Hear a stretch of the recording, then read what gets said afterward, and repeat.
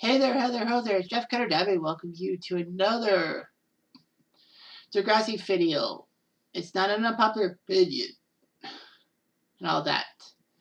Just to let you know. So basically, this video is all about this one person on the Degrassi Reddit who did a bit of a diatribe on the famous episode Time Stands Still. Now, you know that I have based research off of VAMP. I've based research off unusually Eric, the Reddit community as a whole, my own personal opinions, and even Jasper and Bridget from the Social Disease podcast. But this person has really opened up a can of worms with basically what he or she has said. I don't know what the gender of this person is. The name is Humble Tenor in the Degrassi universe. Well, the Reddit community, I guess. So basically, Humble Tenor basically talked about Time Stands Still Part 1 and 2 and basically made some opinions. So basically, I'll give you a cliff notes of what this person said and basically what I think this person's opinions are. Okay, so Part 1, Tenor wanted to have a few points to address. But the only personality traits that Spitter and Jay have expressed up to now, of course, this time still part 1, are being awful people and making people with low self-esteem feel worse about themselves. Spitter's trash, and I can't picture him going through a phase of life that helps him enough to be a redeemable character. He's a favorite among a lot of fans, but he's done so many things that let me discuss it and soil this character for me. Another issue I have is that when Rick goes to Radish to speak about him, about Jimmy being on the Wacky Brain team, Radish shoots him down before he gets to discuss the issue. It seems his faculty was only invested in Rick's well-being on the day he returned to Degrassi. After that, none of the teachers or staff paid attention to how he was coping.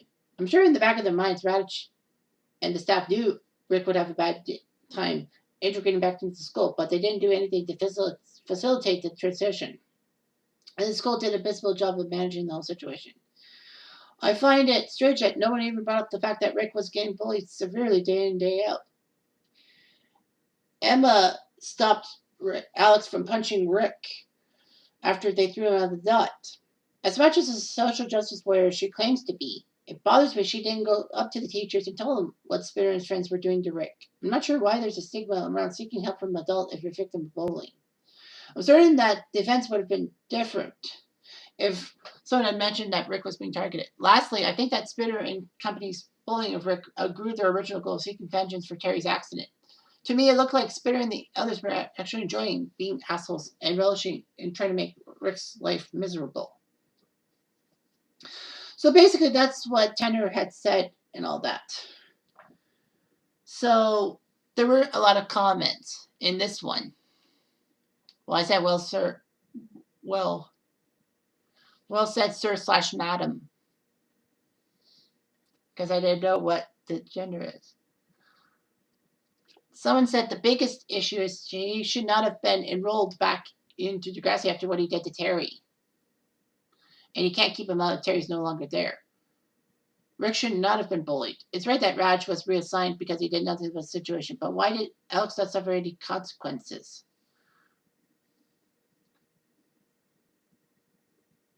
Anyway, I told B Bird, I said, Alex did punch herself internally, but she was fortunate that Spinner and Jay weren't willing to put Alex in a bad spot.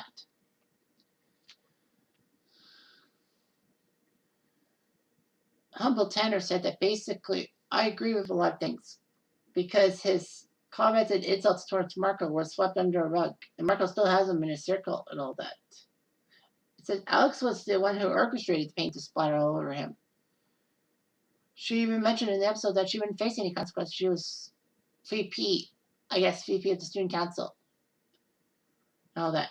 I don't think she said that. I think that was when Jay said to Spinner, saying that that's what you get for dating the VP of student relations. No one asks questions. Anyway. Yeah. A lot of people basically said that, what about Jay, though? He never gets confronted or faces as much as Spinner does after the truth comes out. And then basically, he's Manny's boo. it was shocking how Jay basically had a redemption song. And I even said that, I even said Social Disease talked about this in a podcast and said that Jay, by losing people around him, especially Spinner, he knew he had to grow up to get Spinner's friendship back. And he did have Sean in season 6. All right, so basically what Humble Tanner is saying is that the personality traits Spinner and Jay is because they're really awful people. Yeah, you can figure that out.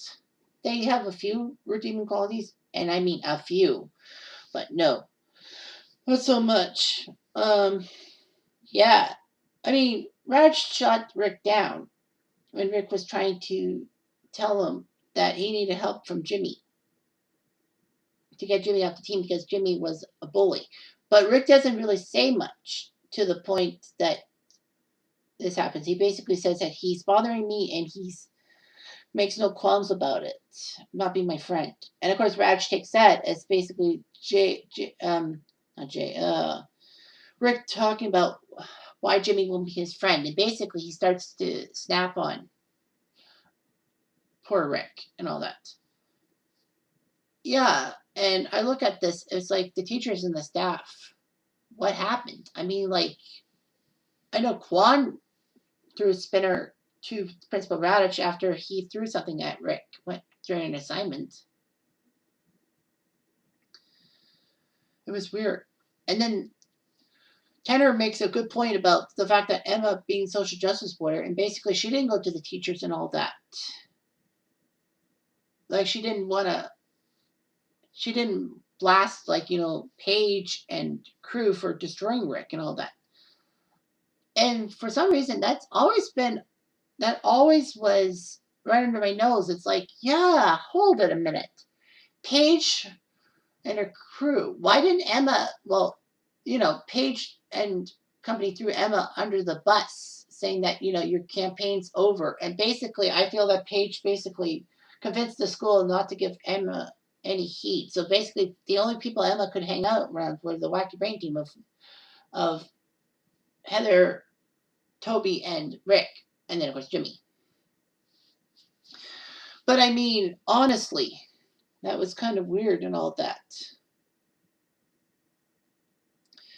But I mean, yeah, she didn't go to the teacher. She didn't go to Snake about it. That's also what worries me.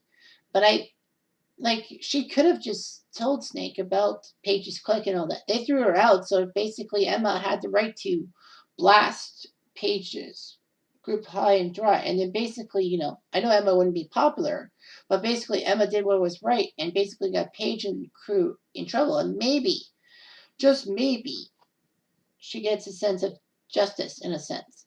But obviously she wouldn't go to Radich because Radich did tell Emma, this is not one of your stupid crusades and all that with the whole Rick situation.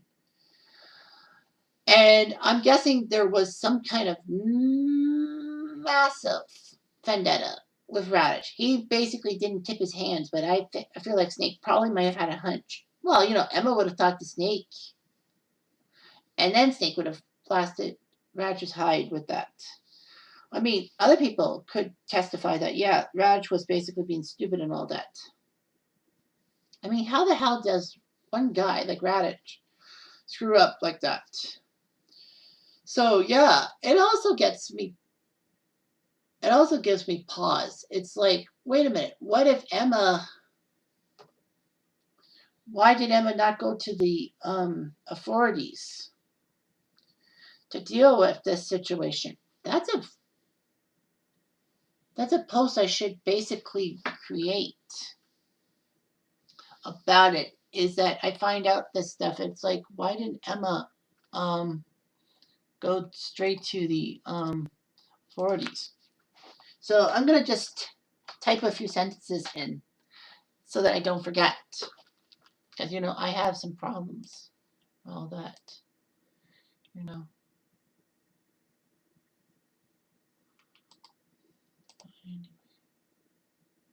Steady as she goes. So anyway, let's see here.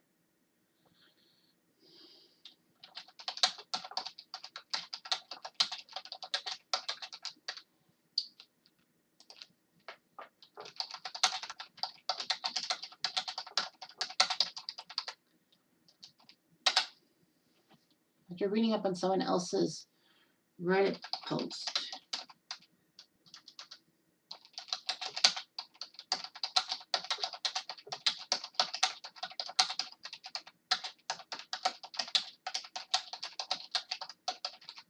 I think I can take it from there. All right, sorry about that. So anyway, yeah, that's one thing I take away from this thing about time sensitive part one is like, if Emma was, why didn't Emma just go to a teacher about it? I think Emma did want Rick to talk to Simpson about, if Jimmy was bothering him, she should put him off the team. But Rick basically said, no, I can't do that because Simpson will know, and I don't want to cause friction. All that. Of course, as good as Humble Tanner was with this post and all that, basically Humble Tanner didn't talk about how, the retaliation and all that. Basically, it's like, Rick was being bullied. He didn't retaliate, but basically, he kind of had our sympathy. But basically, by retaliating with the spray paint and all that, that made Jay, Spinner, and Alex go after Rick. Not to mention the fact that Jimmy was on the bully side, and then basically Rick convinced Jimmy to switch sides. I still think that Spinner and Jay were upset that Jimmy was basically switching sides. And then, of course, Humble Tanner does part 2. Basically telling us they're doing a rewatch, Memories a bit hazy. But the biggest thing that shocked me was Jay and Spinner placing the blame on Jimmy with Rick in the bathroom stall. This is low and despicable. All that. Jimmy's shot in the back seems symbolic to me. Spinner sold out his best friend to cover his ass and it led Jimmy being shot in the back. Like backstabbing. I'm so torn on where I stand regarding Rick. On one hand, what he did to Terry was unforgivable, but he was trying to atone and make up for what he did. I think he made strides in changing his behavior, but no one gave him an opportunity because he had reputation. As he was clutching his school bag, you can see how much hurt was in Rick's eyes. A few things shocked me, though. Toby was very quick to deny his friendship with Rick. It seemed that they had a camaraderie, but basically said, after being questioned by the cops, I'm not friends with that psycho. Sean was very level-headed when it came to protecting his friends. He tried to empathize with Rick about pulling the trigger could worsen the situation. Paige showed us how mature and sensible her character could be, because she went up to Rick and apologized for what happened to him, saying that it was childish and all that, and it escalated too far. And basically, Radish is not only a terrible principal, but a terrible person. He was in denial of the Rick situation and told Snake that Rick's actions were caused by him overreacting to the paint prank. I shook my head in disgust, and I was really angry. I was happy Snake showed some type of understanding and empathy towards Rick, but too late. Snake was practically the only one that didn't view Rick as a complete monster and all that. And then Humble Tanner said that basically everyone was well acted, minus Toby and all that. I basically told Humble Tanner, I said, Rick brought it on to the school. Why would you have a hint of forgiveness about that? When it was clear that he wanted to get Paige, then you knew he went to school for vengeance. It just boiled in his head. Toby was conflicted about his feelings for Rick. It's understandable to think he would shun his friend. Radish, well, I do a lot of stuff about it. Basically, he should have been fired, not resigned. And then Humble Tanner told me that, of course, Rick went back with a gun for revenge. But his conversation with Paige showed he had enough sanity to not shoot her. I'm not saying what Rick did is forgivable, but I think the kids went too far bullying him. You had kids like Jay and Alex torturing him who had no affiliation with Terry. It just goes to show you that the bullying had less to do with seeking justice for Terry, but more to be part of Spinner's clique and all that. They all bonded about torturing Rick and all that. Trying to make him leave Degrassi, but they were causing more trouble than they were preventing. Obviously, yeah. So I get this point of view. So anyway, yeah, I kind of like that. It's weird how Jay and Spinner would place the blame on Jimmy and all that. Now, there's 2 reasons why that could have happened. The first main reason is when you watch the episode without those deleted scenes, well, not to the deleted scenes, basically, that Spinner basically brags about things to Jimmy and basically, you know, he gets himself in trouble by basically saying all this stuff. And then, he realizes that Jimmy might narc on him. So basically, Jay tries to protect Spinner from trouble, as it seemed. So anyway, yeah. And then, they basically think that Jimmy was the inside man and all that. It was perfect because they said, well, Jimmy was trying to help us out, and it was so smart of us. And of course, they didn't know Rick had a gun and all that. They didn't know that he had a gun in the locker and all that.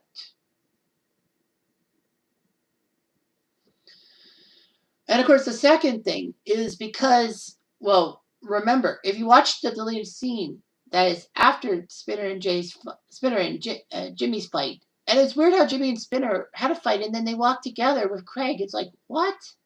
I thought they were supposed to go to the principal's office about this.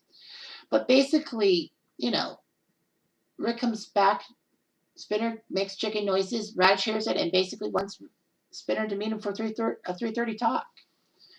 And then that's when Snake tries to help Raj deal with the situation, but Raj doesn't want to hear it and basically said this isn't preschool and make friends is not part of the curriculum. Making the point that basically Raj may have known something, but basically he missed the point. This isn't about making friends and all that. It's about something else. And then it makes sense why Spinner would say Radish knows. Although, even without that deleted scene, it does make sense. But basically, yeah, Radish is going to talk to Spinner and all that. And Jay was trying to help Jimmy. Jay, he was supposed to help Spinner. Yeah, basically, Spinner selling on his best friend was a backstabbing, but it was a back shooting, if you will. A lot of people are torn about how Rick was, but for me, it's basically easy. All Rick had to do was stay the course. No retaliation or anything. He would have won. He would have got everyone in deep trouble. That's all I got to say. And yeah, I know that, Paige calmed Rick down and Rick actually figured everything was silly. But then Jay and Spinner basically put his mind back to the thing, all that. Yeah, Toby was quick to deny his friendship with Rick. Yes, he was. But Toby was conflicted. You could tell in Back in Black he was conflicted. He went to the visitation for Rick and all that, but he didn't know how to deal with with Rick's mom because, Rick's mom was kind of the glue that held the family together and basically believed Rick and Toby are going to run the school. So, yeah, that gets me a little nervous. And, after that, it seemed that they just didn't want to deal with Toby's supposed PTSD. It's like, what the hell? That could have been huge. And they basically put Toby on the sidelines until JT. He had storylines with JT, but what storylines did Toby have all by himself? Nothing. He basically was just put in the background. And Sean, it was very level-headed. Sean surprised me a lot. I know Sean seemed to be a bad boy in a sense, but Sean showed some class. Basically, that's what cops do. You're supposed to try to de-escalate the situation. And maybe, the guy won't shoot. But no, Rick said, I'm at a point of no return. And basically decides to go after Emma for what she did. Supposedly did. Basically, that was huge. In a way. And, Paige didn't know that Rick had a gun until the aftermath. And, Raj was terrible and all that. Saying that basically, yeah, he tells Snake in the media room, he says, how was I supposed to know one student out of a 700 was going to overreact to some spilled paint and all that? And Snake said, he was talking to you. What was he trying to say and all that? And Raj didn't defend himself, saying that, oh, Rick said just this, but Rick didn't say he was being bullied. All that. Of course, that leads to Rick's problems. That he didn't say anything and all that. It was huge and all that. And another reason And another problem is that, you know, nobody's, I know Tanner didn't say this, but basically the subplot, like, you know, Joey's about to lose his house and all that. He has to sell his house. And basically, Craig thinks it's a good idea to get Joey's ex-girlfriend, Sydney, who is a realtor, to help out and all that. And Joey took it the wrong way, and Craig decides not to hang around Joey, despite the fact he was massively sick. And he says, I'd rather be at school sick than hang out at home with you. And Joey realizes that Craig was trying to do his best to alleviate the situation. So Joey was with Sydney, and then Caitlin pops up coming back from Africa and finds out that Joey's house is for sale and decides to buy it and help Joey out. And then, you know, Caitlin has to go to the school to deal with the shooting and all that. I mean, I know Tanner did a good job, like, not overanalyzing like I do. But basically, yeah, Tanner could have talked a bit more. But basically, it's a whole fresh perspective. But basically, Humble Tanner did it basically on that episode. Just time stand still. Just the practicality and all that. It's like, yeah, it raises some questions. And it has me thinking I might have to do an unpopular opinion in a few weeks. Now, normally when I see a Reddit post I like, I basically bookmark it, or when I make one. And then 14 days, I give it 2 weeks to settle in, and then I do a video on it. Give people time to talk about it. But basically, you know, sometimes I got things going. Anyway, so, yeah, that's cool, I guess. I really like this fresh perspective on the Time Stand Still episode and all that. I mean, it's not as in-depth as Vamps or, of course, you know, Social Disease or myself. But it's at least more in-depth than usually Eric. But anyway, yeah, I liked the fresh take on it and basically talking about it. And yeah, it got me thinking of a few things, which is hard to believe. But yeah, it happens. Anyway, I'm Jeff Diamond. Thanks for watching. Have a good day.